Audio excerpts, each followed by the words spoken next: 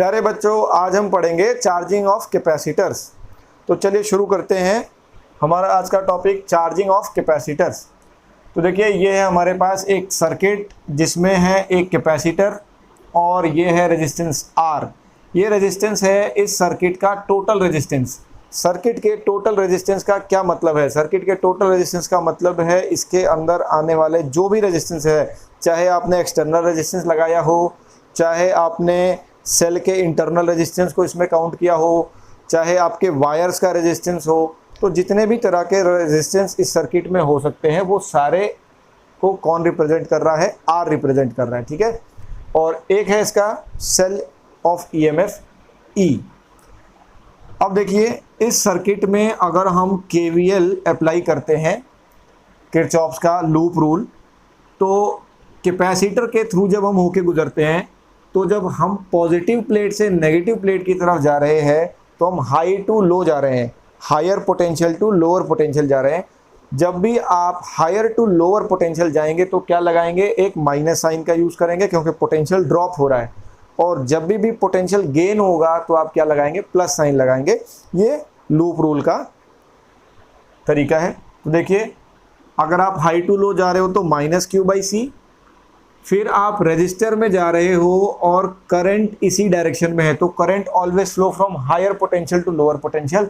तो इसका मतलब आप करंट की डायरेक्शन में जा रहे हो तो आप हायर टू लोअर जा रहे हो, तो फिर क्या लगाना पड़ेगा? माइनस। फिर आगे बढ़े तो हमें मिला एक सेल के आप लोअर पोटेंशियल से हायर पोटेंशियल की तरफ जा रहे हो, मतलब पोटेंशियल में गेन हो रहा है, तो क्या लगाइए? प्लस। और वापस से वहीं पर आ गए जहाँ से चले थे, तो सर्किट हो गया कंप्लीट और इक्वल्स टू क्या आ गया? 0।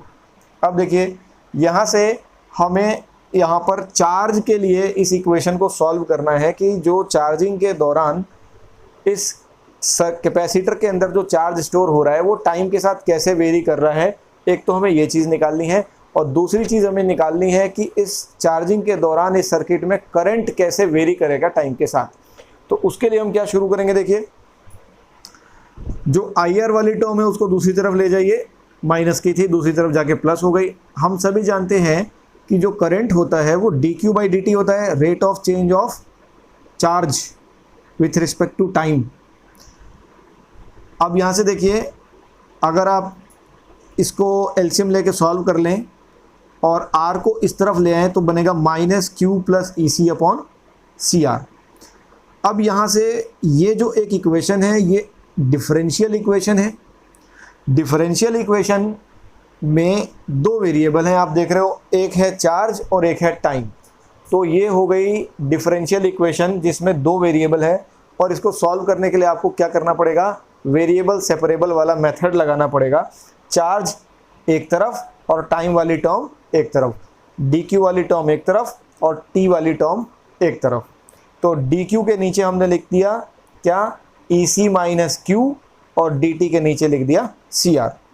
अब देखिए, दोनों तरफ इंटीग्रेट करने के समय आपको बाउंड्री कंडीशन पुट करनी पड़ेगी, लिमिट को अप्लाई करना पड़ेगा। तो देखिए, एट टाइम t = 0 जो कैपेसिटर में चार्ज था कितना था? 0। कैपेसिटर तो आप चार्ज करना शुरू कर रहे हो, तो एट टाइम t = 0 कैपेसिटर में चार्ज कितना था? 0। After some time t capacitor में चार्ज कितना आ गया? Q। तो लिमिट कैसे बनी? टाइम की लिमिट बनी 0 से t और चार्ज की लिमिट बनी 0 to Q। अब इसको इंटीग्रेट कीजिए तो हमें पता है 1/x का इंटीग्रेशन क्या बनता है? log x, natural logarithm. तो dQ/ में EC-Q, EC तो पूरा कांस्टेंट है, तो ये 1/x के फॉर्मेट का ही इंटीग्रेशन है।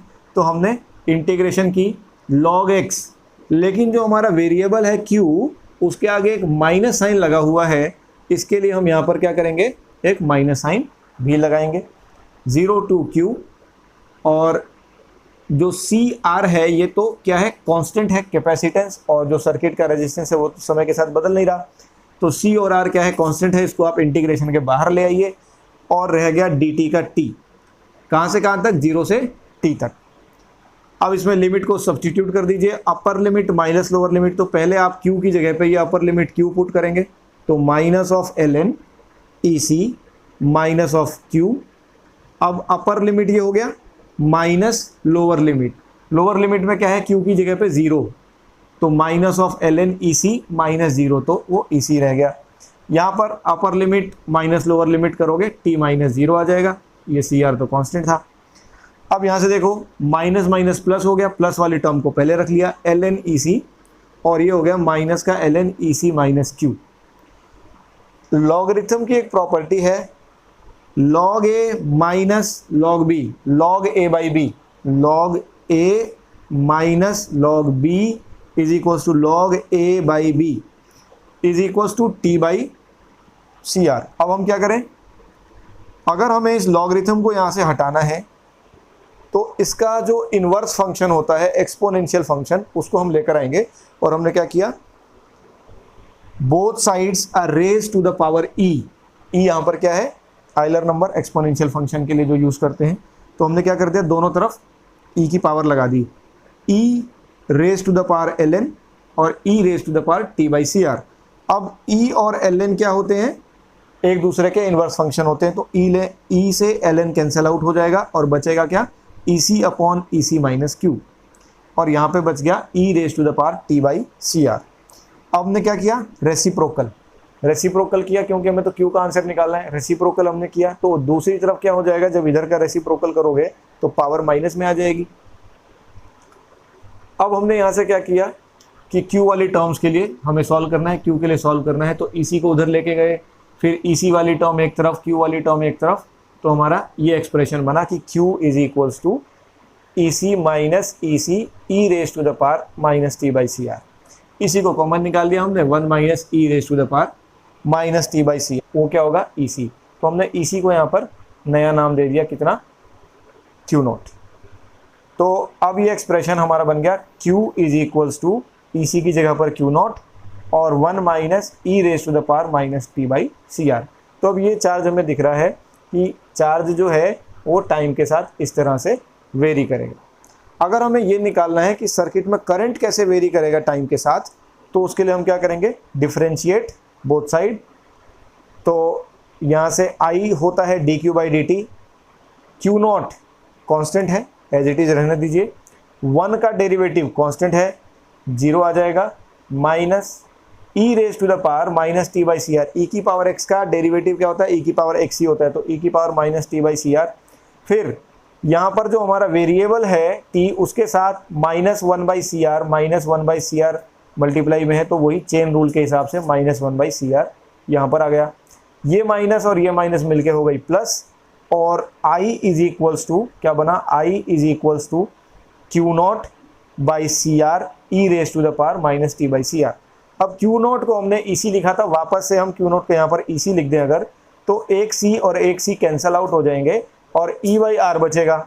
अब E बाई R क्या है, टोटल EMF अपॉन में टोटल रेजिस्टेंस, तो ये क्या होगा, करंट I0 और e raise to the power minus t by CR। तो ये है करंट का वेरिएशन और ये है हमारा चार्ज का वेरिएशन। आपको ये दोनों टर्म्स, ये दोनों फॉर्मूले आपको याद रखने हैं ताकि आप सवाल कर सकें और ग्राफ प्लॉट कर सकें। Let us see what we have discussed so फार।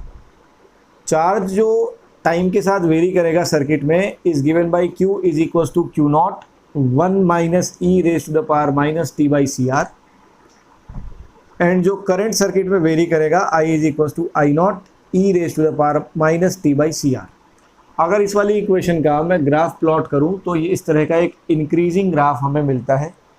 ये ग्राफ हमें क्या क्या इन्फॉर्मेशन दे रहा है, देखिए कि एट t इक्वल्स टू 0 जो कैपेसिटर में चार्ज स्टोर हुआ था, कितना चार्ज स्टोर हुआ, 0। टाइम t इक्वल टू 0 पे चार्ज कितना है, 0। हाँ तो ठीक बात है, चार्जिंग स्टार्ट हुई है अभी तो कैपेसिटर में चार्ज गया नहीं है, तो समय जब 0 है तो चार्ज भी उसके अंदर 0 होगा।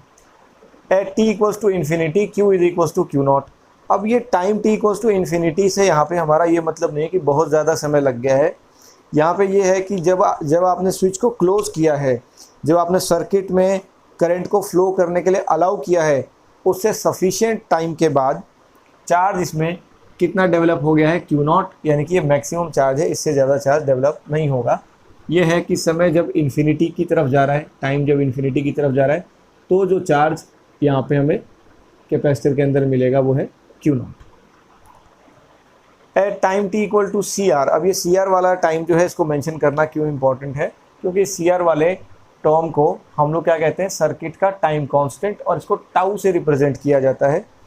तो कई बार क्वेश्चन में पूछ लेते हैं कि सर्किट का टाइम कांस्टेंट क्या है, तो इसलिए हम इसको डिस्कस कर रहे हैं। तो Q is equal to 0.632 of Q naught, यानी कि आप कह सकते हो कि ये वो समय है जितने समय में टोटल चार्ज जो कैपेसिटर में स्टोर होने वाला था उसका 63.2%, कितना 63.2%, 63.2% चार्ज ऑलरेडी जब सर्किट में आ चुका होगा, कैपेसिटर में जब 63.2% चार्ज आ चुका होगा, वो समय क्या कहलाता है, time constant of the circuit. आइए दूसरी इक्वेशन पे चलते हैं। दूसरी इक्वेशन है करंट की। करंट जो समय के साथ बदल रहा है I naught E raise to the power minus T by C R, इसका ग्राफ बनाएंगे तो ये एक्सपोनेंशियली डिक्रीजिंग ग्राफ बनेगा। अब यहाँ पर देखिए at T equals to zero, at T equals to zero, अगर यहाँ पे सर्किट में ये इक्वेशन में आप टी को ज़ीरो पुट कर दें तो आपको क्या मिलेगा, I is equals to I not. तो time T equal to zero पे जो सर्किट में करंट है वो क्या हो जाएगा, आई नॉट, और time T equals to infinity पे जो सर्किट में करंट है वो ज़ीरो। तो यहाँ से हम ये दो कंक्लूजन, बहुत इंपॉर्टेंट कंक्लूजन हम यहाँ से ड्रॉ करने वाले हैं, जो कि क्वेश्चंस को सॉल्व करने के लिए बहुत ज़रूरी होता है। देखिए at T equals to zero current कह रहा है I equals to I naught. अब आई नॉट क्या है भाई, जो total EMF upon total resistance. तो इसका मतलब क्या हुआ कि जो आपका कैपेसिटर है उसका यहाँ पर कोई रोल ही नहीं आ रहा है, तो कैपेसिटर यहाँ पे बिहेव करता है एज क्लोज्ड स्विच, या आप कह सकते हो शॉर्ट सर्किट। तो यहाँ पर कैपेसिटर कैसे बिहेव कर रहा है, क्लोज्ड स्विच के जैसा बिहेव करता है। और जब time T equals to infinity, मैं फिर से मेंशन कर रहा हूँ, time T equals to infinity का मतलब ये बिल्कुल भी नहीं है कि बहुत ज़्यादा समय लग गया। ये वो समय है जब से आपने सर्किट में करंट को अलाउ किया था, उससे सफिशिएंट समय के बाद जब कैपेसिटर पूरी तरह चार्ज हो चुका है, ये वो वाला समय है। तो करंट क्या हो जा रहा है, ज़ीरो। करंट ज़ीरो हो जा रहा है, इसका मतलब कैपेसिटर जो है वो कैसे बिहेव करेगा, ओपन स्विच के जैसा बिहेव करेगा, यानी कि करंट को अलाउ नहीं करेगा। और time T equal to C R पर, जिसको आप क्या कहते हैं, सर्किट का टाइम कांस्टेंट, इतना समय बीतने के बाद करंट की वैल्यू डिक्रीज होकर कितनी हो जाएगी, 0.368 ऑफ आई नॉट, या फिर आप इसको कह सकते हो कि 36.8% ऑफ आई नॉट करंट जब सर्किट में रह जाएगा। करंट कॉन्टीन्यूसली डिक्रीज कर रहा है, तो जितने समय के बाद करंट 36.8% ऑफ आई नॉट रह जाएगा, उस समय को आप क्या कहते हैं, time constant of the circuit, tau equal to C R. तो ये था बच्चों आपका चार्जिंग ऑफ कैपेसिटर्स। हम अगले लेक्चर में इस टॉपिक के ऊपर कुछ क्वेश्चंस करेंगे